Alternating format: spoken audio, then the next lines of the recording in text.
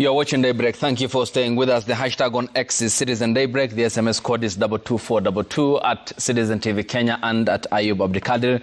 Dr. Hassan Kanenje is the director, Horn Institute for Strategic Studies. Professor Noah Midamba, defense and foreign policy expert, as well as senior associate at the Global Center for Policy Studies, as well as Ahmed Hashi, diplomacy and foreign policy analyst. Gentlemen, thank you for your time and staying with us here on the broadcast.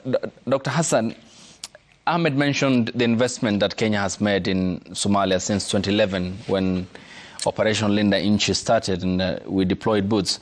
And all this is unfolding. And what the federal authority in Mogadishu is planning on is the new look of the post-ATMIS peacekeeping mission will incorporate the Egyptians who have, under the agreement, reportedly agreed to deploy 5,000 troops. And that is in the first instance.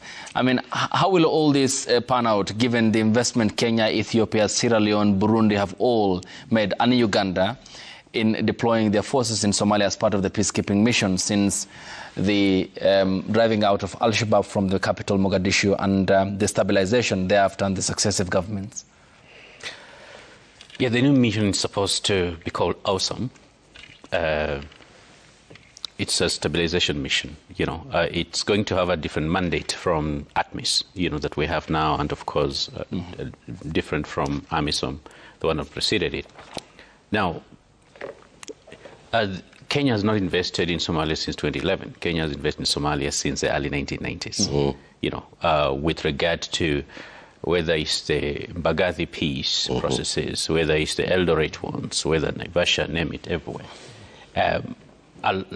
A lot of leaderships in much of the 90s and 2000s were midwifed, in Nairobi. Yeah. In fact, there was a period when the president was operating from here, including the entire parliament, And so the Kenyan investment in terms of blood and treasure has actually been enormous. Now, to the extent that perhaps, the country may not have reaped the benefits, it's a different question. But someone can say progressively, because of some of those investments, it has allowed Somalia to join the East African community, which, from where we stand, is actually a positive thing and is going to have a fundamental impact on the trajectory of Somalia. In fact, it has been a huge diplomatic coup by Hassan Sheikh Mohamud because in the current tensions with, Somalia's northern neighbor, it's unlikely that countries in the East African community are going to endorse the position within the MOU. Why? Because Somalia was admitted as united Somalia. And so that was, regionally, diplomatically, that was actually a very huge diplomatic coup and geopolitical coup by Somalia and Hassan Sheikh Mohamud's government. And so in the trajectory where it is, we cannot say that thing was wasted.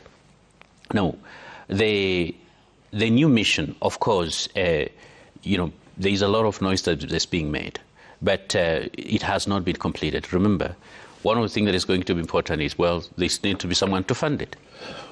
You see, countries are competing on being part of it, but someone has to fund it. Number two, frontier countries like Kenya, like Ethiopia, they have an interest in Somalia. They've always had an interest in Somalia.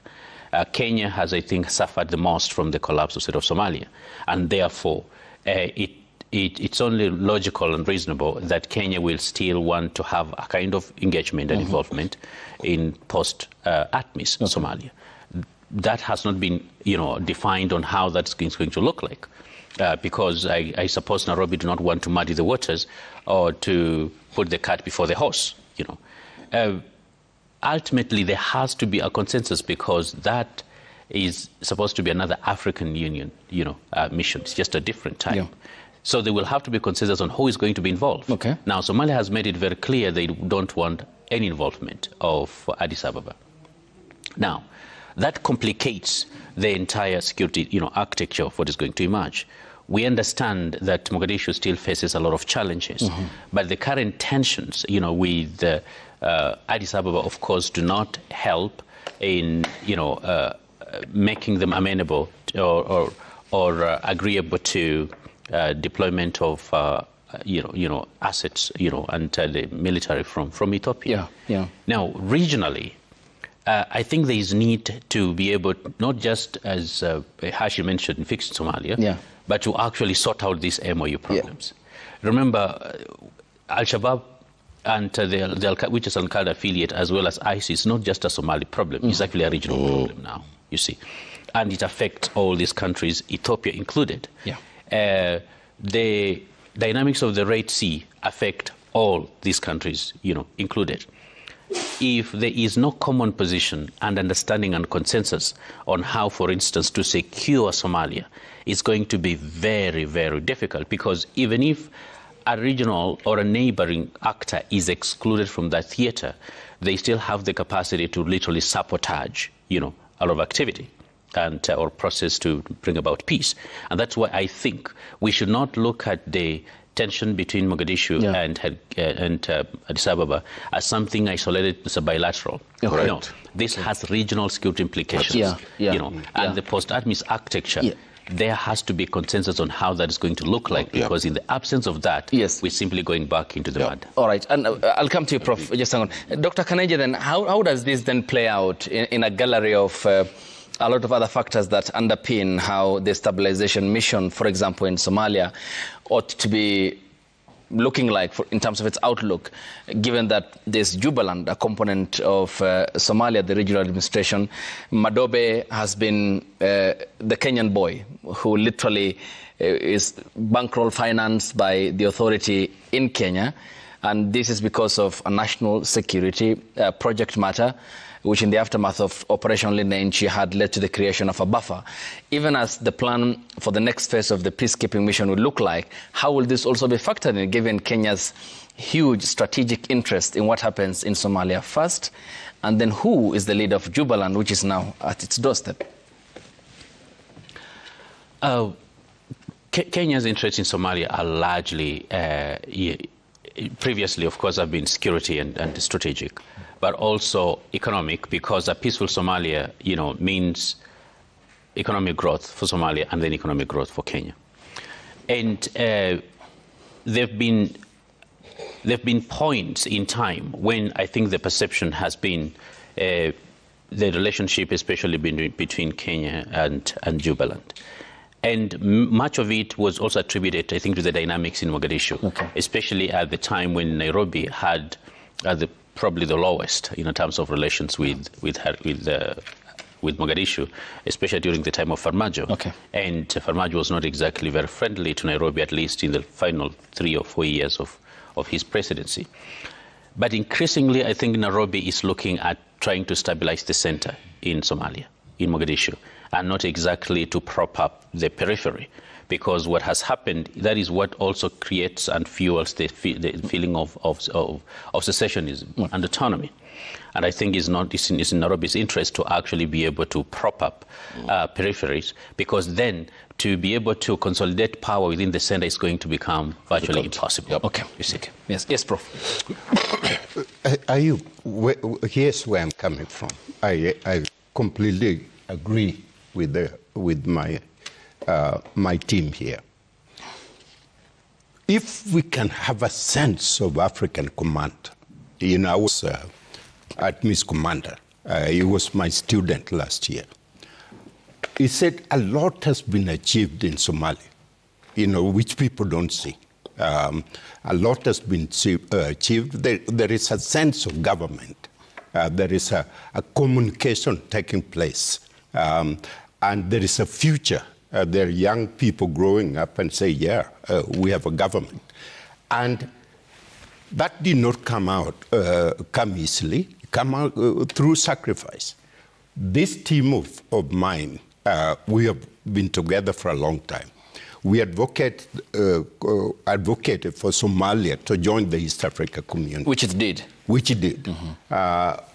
Not only join the East Africa community, but get rid of refugees camp, so that these people choose. They want to be Kenyans, they want to be Somali, they want to be another country, they want to be Ethiopian. That's fine, but let's get sense of people who are caged somewhere within the East Africa community, or anywhere in Africa for that matter. Let's get rid of that. What will make sense, Ayub, is to do something very similar to what Europe has done. Europe used to fight like we are fighting. They came together and said enough is enough. They created almost united Europe. They have NATO, so that if you touch one, you touch all of us. So that this command that need to take place, that help where there is problem, you cannot stand up and say this country, the Ethiopia, cannot be admitted. Ethiopia cannot take part. Ethiopia is the cornerstone of the African continent. It is the headquarters. It is like Washington, D.C., or London, or Moscow. We cannot exclude Ethiopia from getting involved anywhere in Africa, whether it's Angola, Kenya, Somalia, and everywhere. So let's begin to make sense. Let's move out of the tribal clans, this kind of thing, to think about global Africa and the kind of support that we need. Otherwise, Ayub, we cannot claim we are independent nations when every little problem we have a begging basket, for others to come and help us create a team. What is why is Egypt having the largest army in the world, one of the largest army? What do they do? So let's utilize them. There is nothing wrong. There is nothing wrong with utilizing Egyptian army.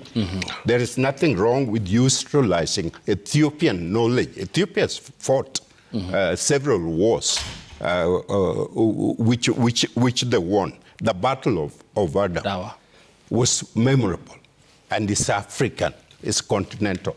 And so let's include them so that Africa can have a sense of a continental force which that can help us wherever there is a problem. Yes, Ahmed. I yield to my... I agree completely with my learned senior. I think that we argued, particularly for Hassan Sheikh did not understand why we were arguing for him to come into the East African community. I think the light bulb went up when he understood that once you enter the East African community, the issues of sovereignty of Somalia will be solved there. And that light bulb went out. And particularly, I was very vociferous about it. And he took the idea and he came in.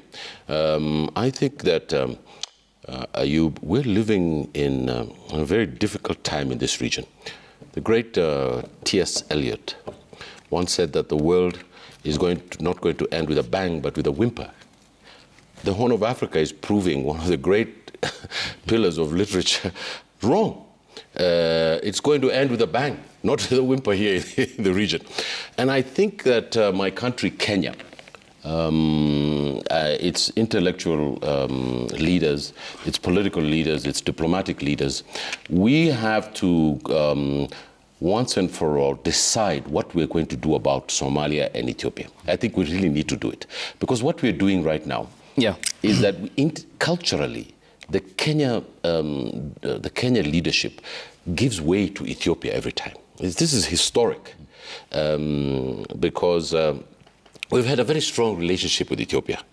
And Kenya needs to have a balance between Somalia and Ethiopia. It is in the number one national security issue of Kenya is for there to be democratic government and peace in Somalia and in South Sudan. This is the number one national security issue that we have. And we cannot do that without engaging the Ethiopians. Now, Ethiopia has to understand one thing. Unless it itself democratizes its system, its unity will collapse. The more you hold on to Ethiopia by force, the more it will tear from the core and from the periphery. And here's the thing, Ahmed, then. When you mention the internal dynamics, we'll come to the question, Dr. Kanenje, to you as well, about then who is the big brother who ought to be stepping up in the room and give some assurance and confidence that this process can be midwifed. Given the internal dynamics, when the Prime Minister Abiy came to power, he, being a creation of TPLF because of Meles Zenawi's effect, and being a former intelligence officer, served as a cabinet minister, formed the Prosperity Party, which led to the disaffection from the TPLF, and then the war thereafter. The war happened, Whilst there is a reasonable ground and justification that he failed in the consolidation of unity within Ethiopia because of its multiracial outlook and the mosaic, how then can this conversation be, in terms of it outward, be addressed? Because President Kenyatta midwifed that the talks in South Africa and in Nairobi, but now it's no longer about the federal government and the TPLF. It's now between the Oromo groups and the Prime Minister Abiy, and which is now a threat because they're just at the doorstep of Addis. How can this internal dynamics be first addressed from regional perspective? Who is the player who will step up and is seen as a neutral entity who can broker talks? I think you've raised a very critical point. And I think that the buck stops with President Ruto. We are the immediate neighbor with Ethiopia. We've had a diplomatic and military pact since 1960. Ethiopia sees Kenya as a person or a state that they can actually talk to. They're in difficult situation with the Eritreans. They're in difficult situation. Sudan is no longer there. South Sudan is seen as a small state. So forth and so on. I think that it is very important for President Ruto to appoint a special envoy to the Horn of Africa. I have said this so many times ad nauseum, directly reporting to the president. Yep. We need someone who can brief the president every week on what's happening on this region and in a specialized way. Because there's two things that the Kenya government has done that is wrong. It has it plays the secessionist northern part against Mogadishu whenever it suits its interest. Remember when they disagreed with Farmajo? Yeah. The Colonel Musa, he was in Nairobi. But that is not our role. We're big. We should know these low standards. Our role is to bring people together in a communist African market, a common political market. That is how Kenya is going to send 2 million people to Somalia to go and do infrastructure and engineers and all these kinds of things.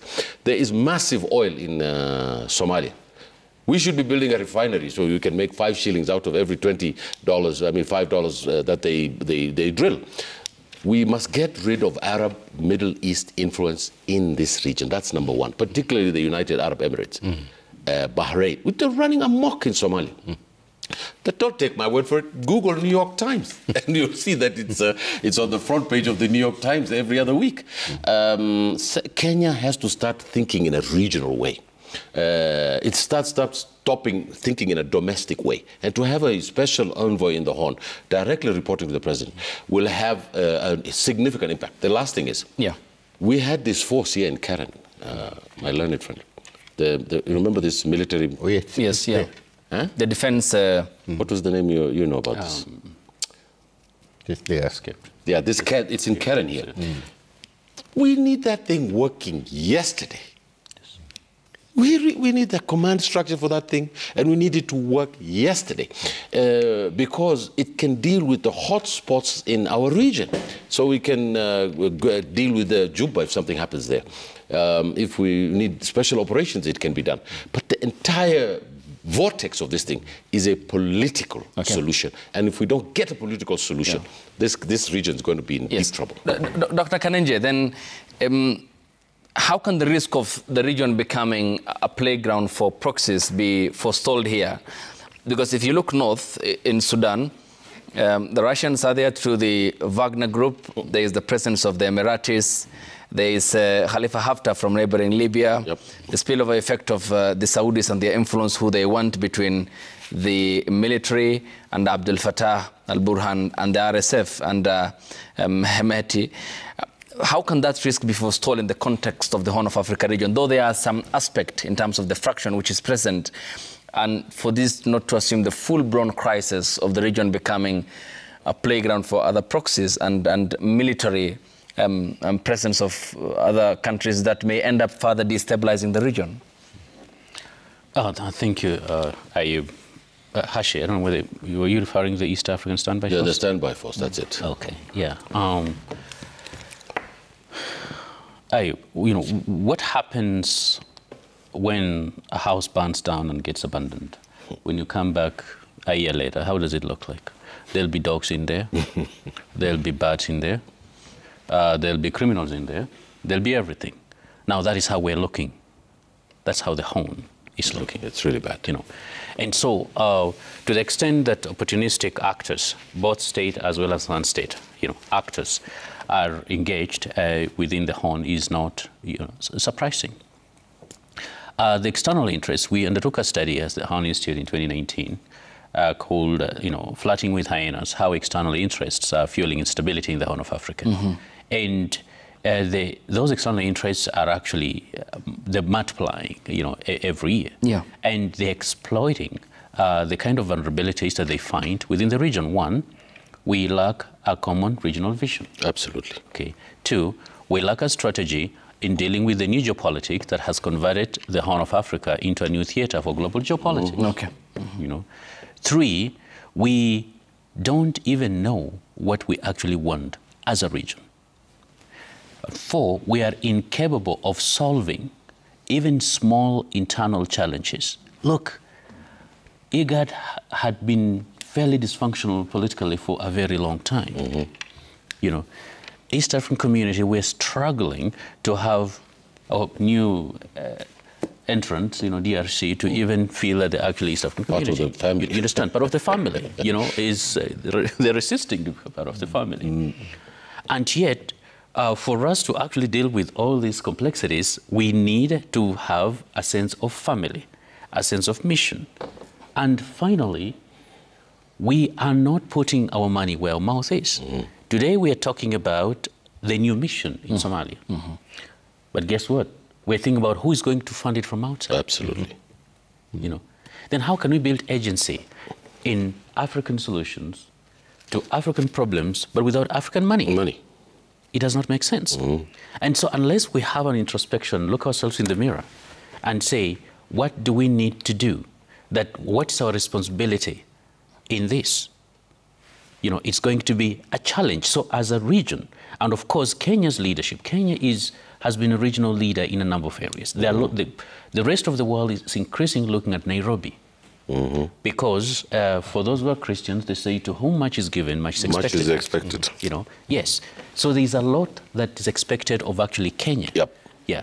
But Kenya, and I do agree, is probably the only country that still can have the goodwill to, for instance, to help our brothers, whether it's in Ethiopia or elsewhere. Yep. But then we're going to need deliberate, intentional, put in place structures, and then work with others, because we don't have all the money and all the solutions. Mm-hmm. Because even when dealing with complex issues of conflict, for instance, you're going to need also players beyond, outside.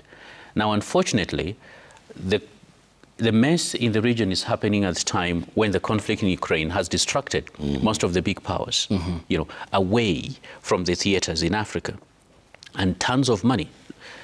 The U.S. was saying this week that the mission in Haiti risks running out of money, as well as personnel. Mm-hmm. The United States saying that. Yet, out of the money that was pledged, only 68 million has been sent to the United Nations. That is, the pledge is 200 million dollars? Yeah.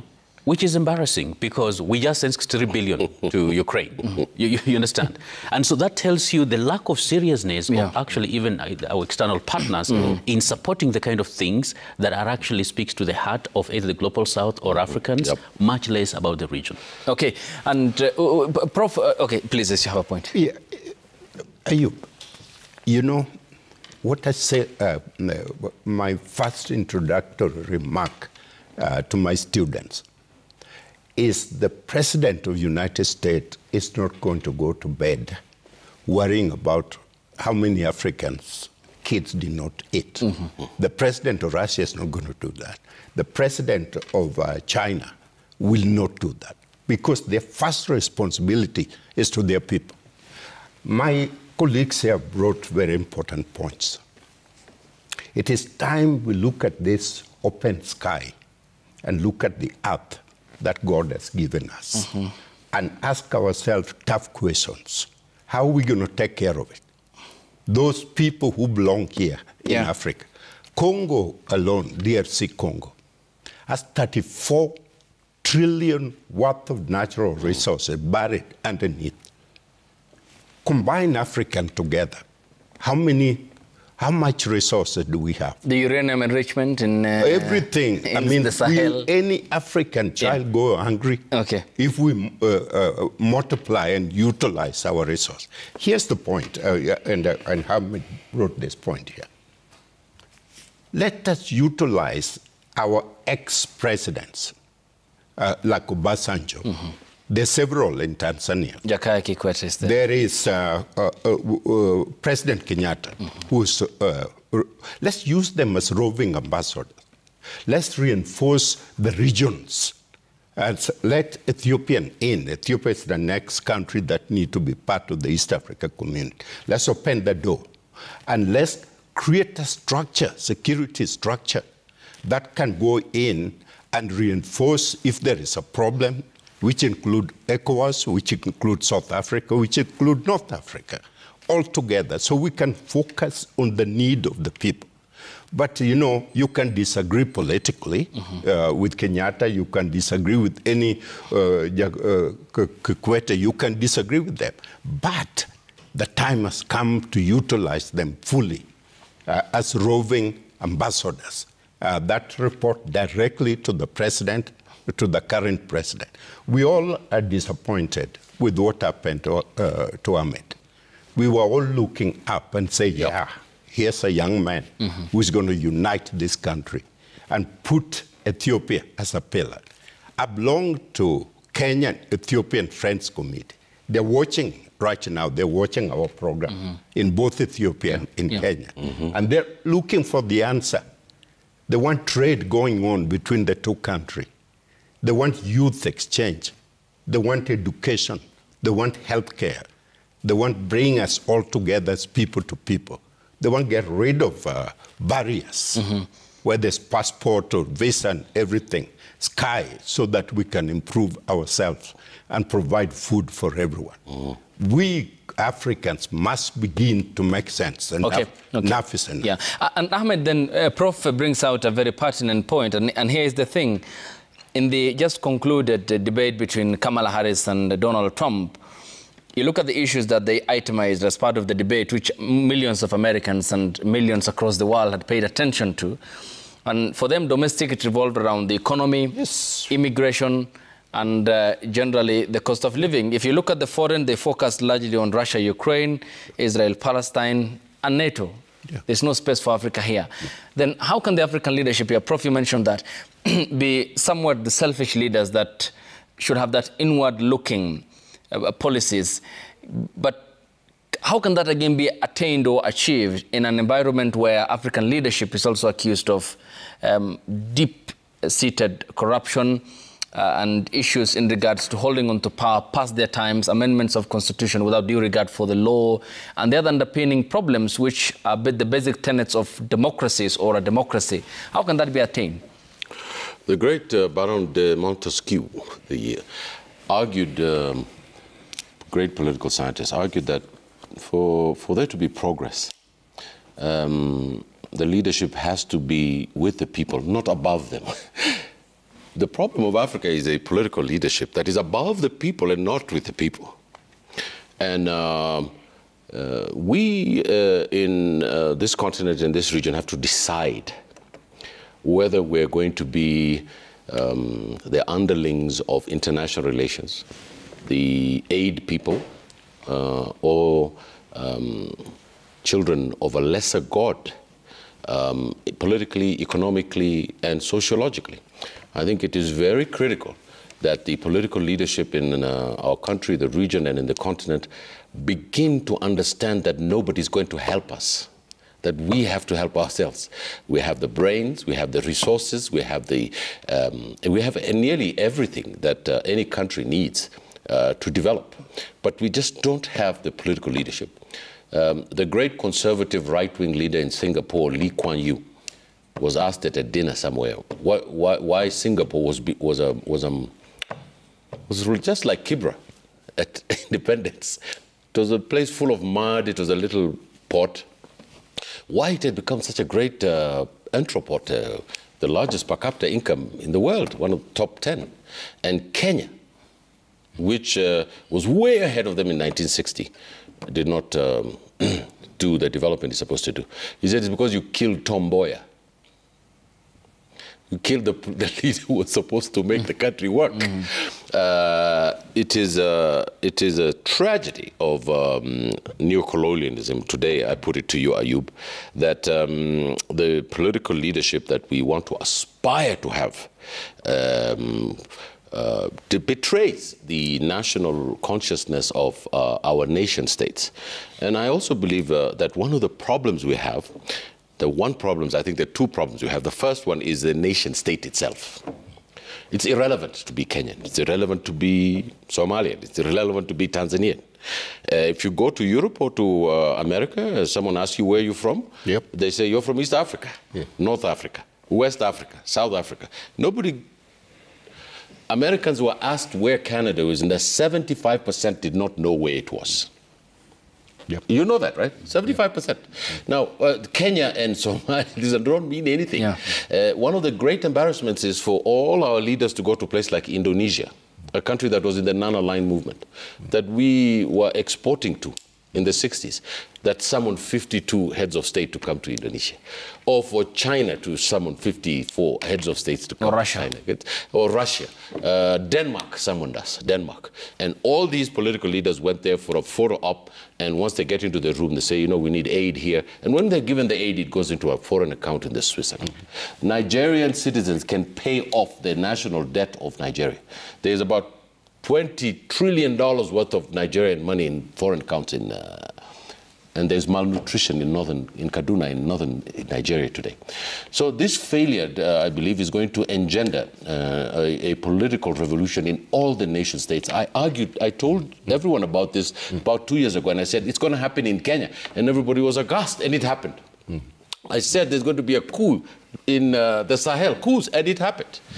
I'm now saying that unless we get a compact, a new convention among ourselves and among our region, that these young people are going to overthrow these governments. They nearly did here in Kenya. They were in the National Assembly, they took the mace. I'm not talking about a theory, this happened. So I put it to you, we need transformation. We need to end corruption as a way of life in our country, in our region. We need to stand up to the world. The world is not going to help us. We have to help ourselves. Okay. Yes, Dr. Kanenje.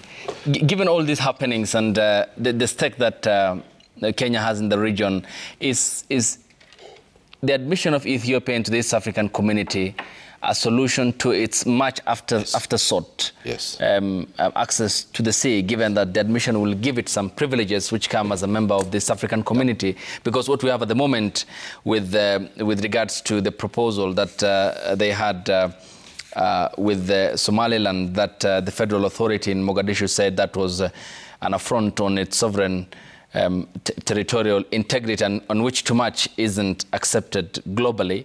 How can that be better addressed then without all this tension as a result of that, and Ethiopia's much after-sought access to the sea for its people, saying this is all based on socio-economic growth? First of all, from today onwards, we should refer to Ahmed Bashir as Prophet Ahmed Bashir. one of the many prophets. No, on a lighter note, you understand? I agree. Because you say you prophesied and it happened. Well, it's true, and you were there. Of course. Prophet. Prophet. Okay. I agree. You understand? Right? Yes. Yes. You know, first of all, the admission into the EAC is not going to be a panacea to all the problems. You know, we need, first of all, to fix our house. East African community itself has certain challenges, the truth. Even some members, as we speak, they're free riding. They've not even been paying their dues. You know, some members are reluctant. They need to be persuaded, you know, that they actually belong to the EAC. And we perhaps need to make some modifications with regard to some of those protocols and start expecting more accountability, as well as moving towards more responsible governance. We just cannot watch, you know, countries, you know, do things that are really unfathomable. Correct. And then, you know, say that is okay. You know, East African community membership has to mean something, and there has to be responsibilities as well as obligations of each member. In international law, countries that are landlocked, they have a right to be land-linked. They have a right to access to the sea. Okay. Now, that does not mean that access has to be attained by force. But because they didn't choose their geography, you see, it's only fair and just that somehow they have access to the sea. Now, joining the East African community under a framework where Ethiopia, for instance, can have access to actually a lot of ports, that is also a huge part of the solution, to that. But it's also going to interlink or integrate these economies a lot more deeply. And so that may not even be a question. You just be, well, like we cannot talk about blocking Uganda. No, we can't. Right now, about the EAC, who is one of Kenya's biggest trading partners. So you cannot be able to do that. But I think we also need to sort out the internal issues that we face. What Addis is facing with Somalia today, it is not something that cannot be solved. A part of it had to do with some of the political conflicts at the leadership level. Part of it had to do with, for instance, the incomplete remaking of Somalia following the collapse in 1991, 92. And that balkanization created opportunities, of course, for not just secessionism, but also limited incentives, for instance, are coming from Mogadishu to some of those areas. And part of it because Mogadishu just doesn't even have enough resources right now to make unity attractive. I'm not trying to support one side or the other. Generally in peacemaking, peace, there has to be incentives, to be able to make peace. Now, there have been reconciliation efforts between Mogadishu and Hargeisa for many, many years. Somehow at some point they actually stalled. They actually stalled. And this is something perhaps that may be revived for them to get some guarantees because, you cannot ignore history. Following the debacle of the 1977 conflict with the Soviet Union, then armed Mengistu Haile Mariam, to literally beat back, the Somali forces. Things did not go very well in Hargeisa, and the subsequent years followed years of war, death, and massacres. These are also facts. They are uncomfortable, but there are certain truths. Now, like us, what we went through in 2007, which is nothing compared to actually what Somalia has gone through, there has to be a moment where people need to talk. Breaking countries into smaller pieces, it's not a solution, because even those smaller pieces may have a problem of justice. Yes, even in Somaliland, you find Maidul Bahante people are now having issues, with yes, he knows. Can I just intervene there? This will raise a very critical point before our senior learner takes over. The Isaac clan, which I belong to, is not a state and a nation. It's one of the pillar clans of the Somali people. The flag that was raised in Hargeisa in 1960 was the blue five-pointed star. It is the mother of Somali nationalism. The failure of Mogadishu to make amends with the northern people is probably the biggest blight that has failed this reconciliation. I'm a strong Pan-Africanist, a strong unionist, and a strong regionalist. Unless the political leadership in the South looks for absolute reconciliation with the northern peoples, there will be no Somalia. I think this is a very critical point. And my learned friend there on the right, and our teacher, has said that many times. And I believe that it is very important for us to solve these problems between the North and the South in an equitable way so that we can get the Somali state back. And that will have a massive impact on our region, and it will stop all this nonsense that's going on. The last point you brought about Ethiopia has a right to go to the beach, to the water. How it does it. How it does it. It is the Americans who told the Ethiopians. How can the Somalis have all this ocean while you guys are landlocked? Nobody thought about this before. I give it to my This is now very exciting. And our listeners are, some of them are policymakers, military people. Africa must find a way to solve African problems. These borders are arbitrary. I'm a Luo, belong to a Luo clan. Luo clan exists in 5 countries, including Ethiopia. They're in South Sudan, they're in DRC, they're in Uganda, they're in Kenya, they're in... Will all this... You forgot the U.S. They're in the U.S. Yeah. Will all these things, because we're all spread out, will you all claim that part of Ethiopia belongs to us and part of DRC belongs to us? Yeah. Let's forget this kind of stuff.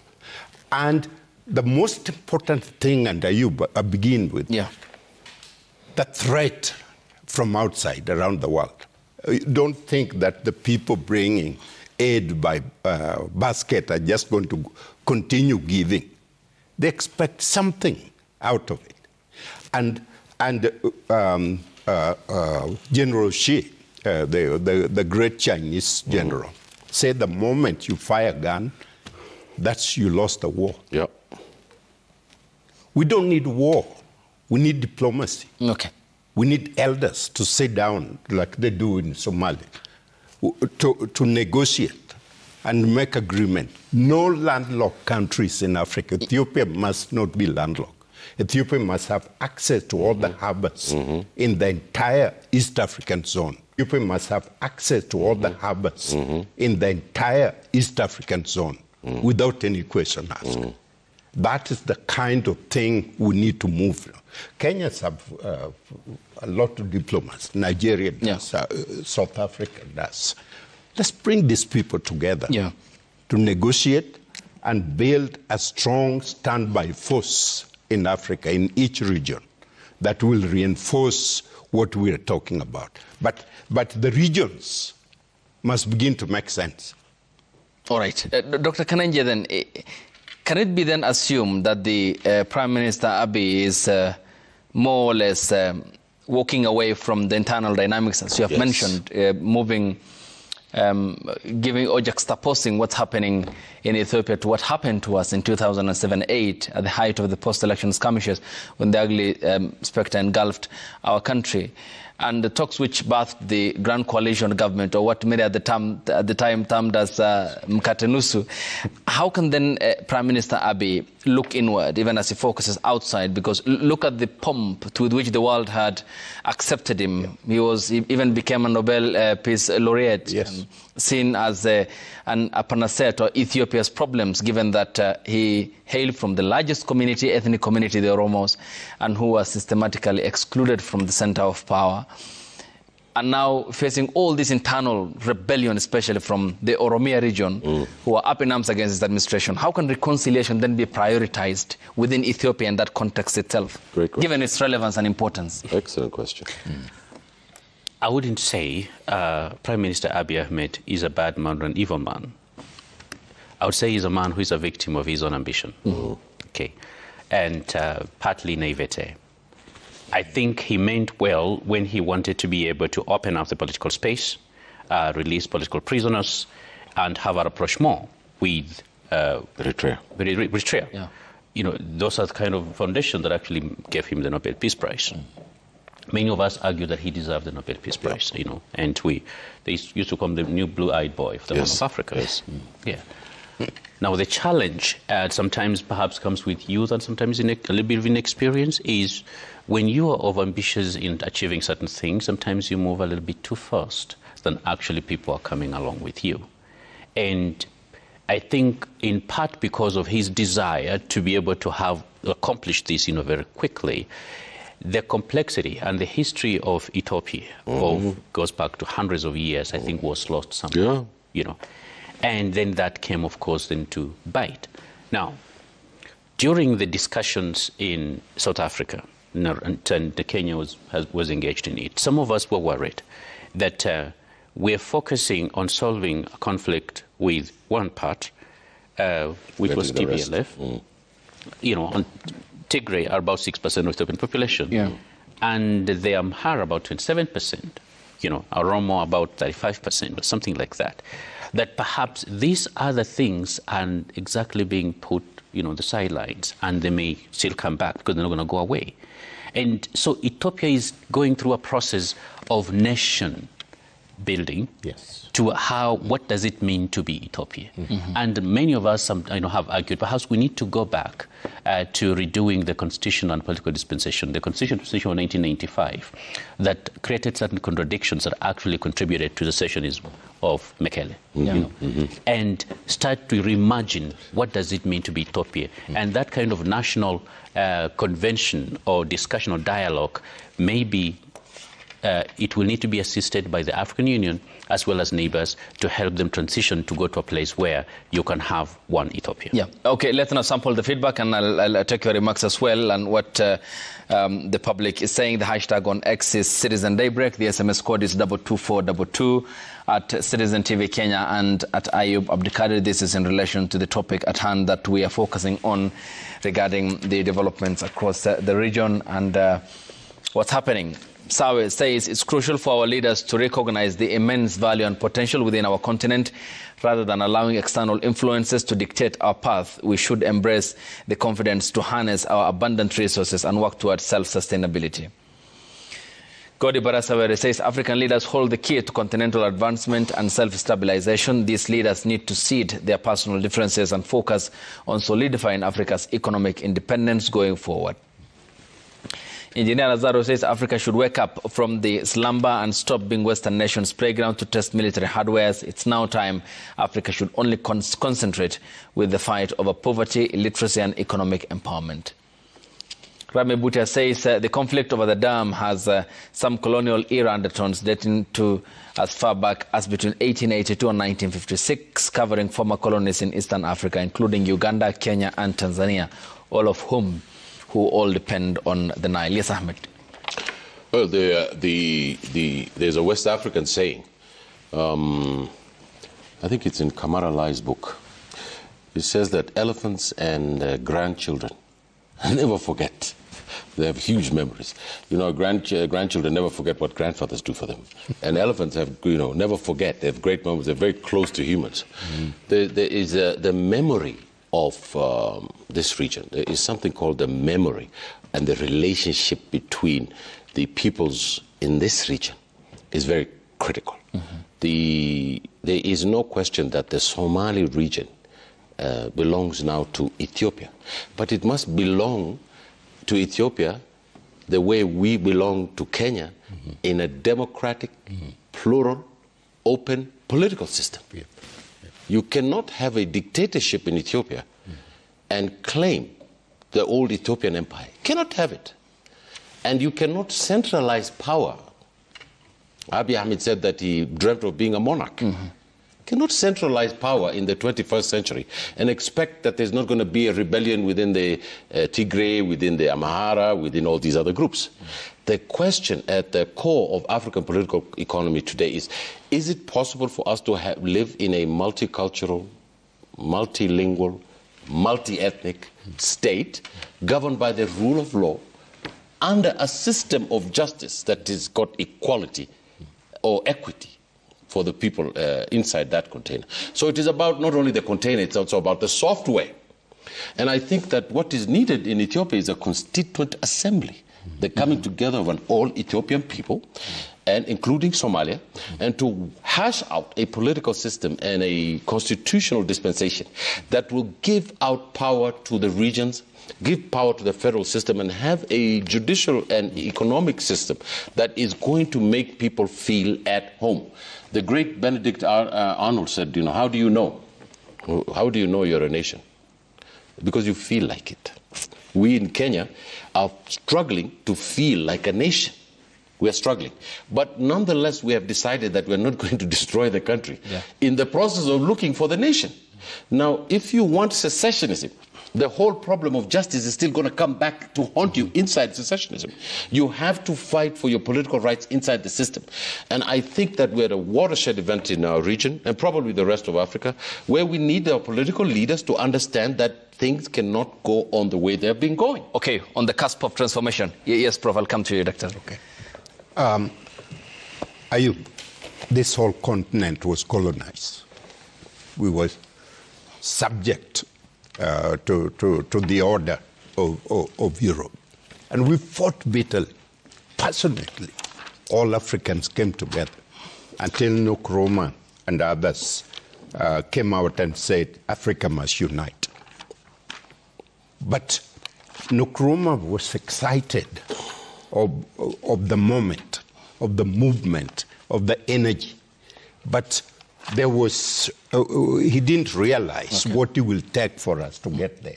And that's what Hassi is talking about. We need to understand this fundamental. We need to understand what is ill, what is affecting us. And we need to address it region by region, community by community.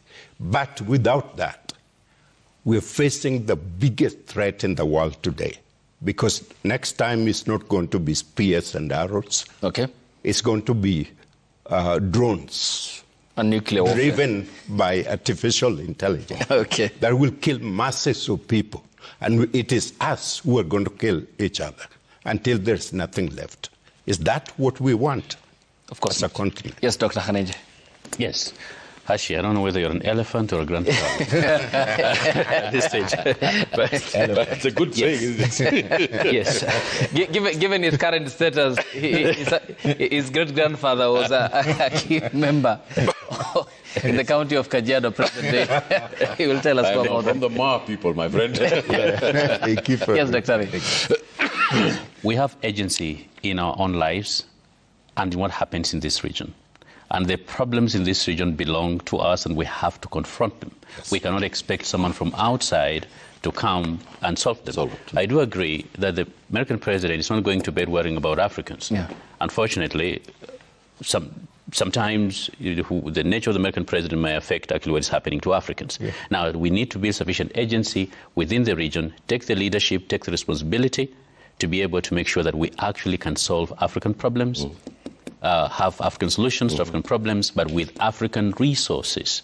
And no one else is going to come and save us from ourselves. Yep. Only us can do that. Yeah, thank you. And much appreciated for your time, gentlemen. And we have some under 2 minutes. I need to be out. Yeah, just quick observation. I'm sure you guys have been following what happened this morning in Pennsylvania, one of the swing states that will determine with the highest electoral college votes in the 7 swing states. Quick answers. Kamala Harris, Donald Trump? I think Trump's going to win. I think the middle belt, white middle belt, is going to give Trump the vote. Now, if white professional women come out in force, Kamala will win. And if the left constituency in the United States that's appalled about what's happening in Palestine comes out in force, she will win. The balancing act there is very tough. But Trump's base is solidified. Yeah. So that's the question in the United States. Last comment, Ali Mohammed Kibao, Allah Yarhamah, assassinated in Tanzania. It's a shame for East Africa. He's an opposition leader. President Samia Suluhu, who has called for an investigation, they must be brought to book. We're not going to allow that kind of nonsense to happen in East Africa ever again. Dr. Kamala Harris, Donald Trump? If the Gen Zs of the United States, the ghosts of Gaza still come back, she will win.